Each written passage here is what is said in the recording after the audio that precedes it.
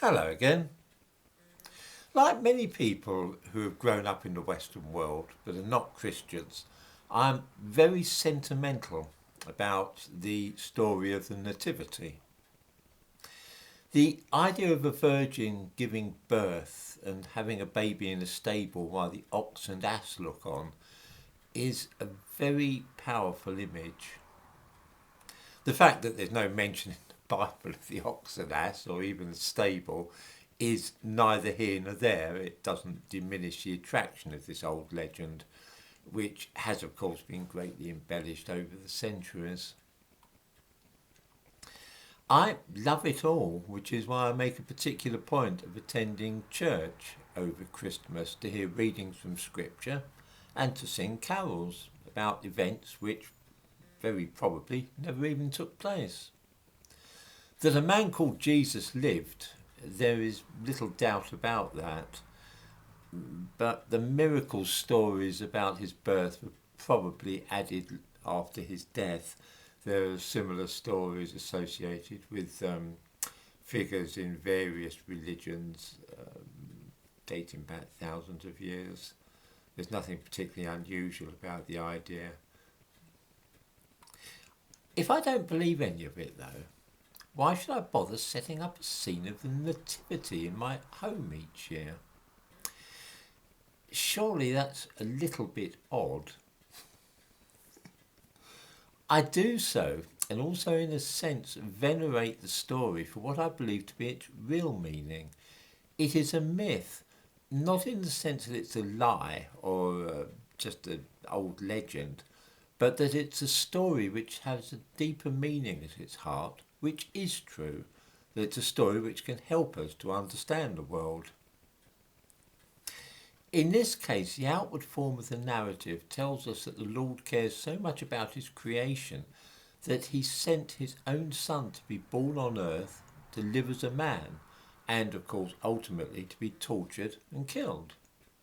It suggests in the most vivid way imaginable the concern of God for the world which he made and tells us how much he loves us. So much that he would give anything at all to save us and make things right with us. This I firmly believe to be true.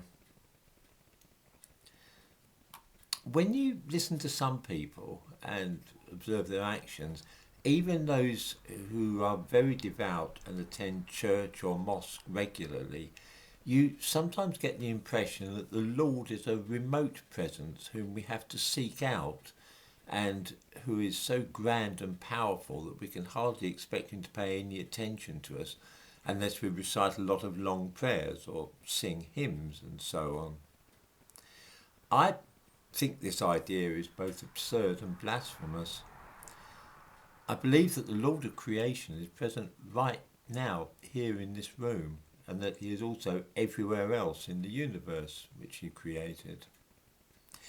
Thinking about the nativity story helps me to understand, for example, that God is neither male nor female and that he's more like a loving parent than a stern and vengeful judge.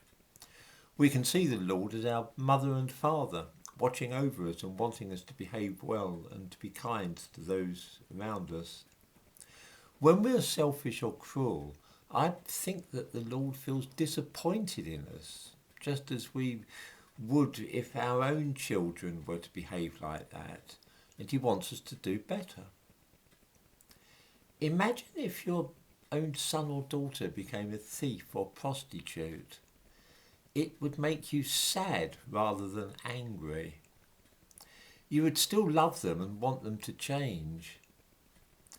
None of us would wish to see our children being punished harshly, let alone suffering for all eternity, hellfire and so on, which is why I find the idea of hell ridiculous and plainly contrary to the divine nature. The nativity story and other similar tales from various religions all help me to appreciate these truths and to gain insight into how God operates in the world. I haven't perhaps made myself as clear about all this as I might, but I do know an awful lot of people who, although they don't believe in the literal truth of the Christmas story, still feel that it resonates with something deep inside them. So perhaps these feelings of mine aren't so very rare. I won't be making a video tomorrow, needless to say, but I will be back on Boxing Day.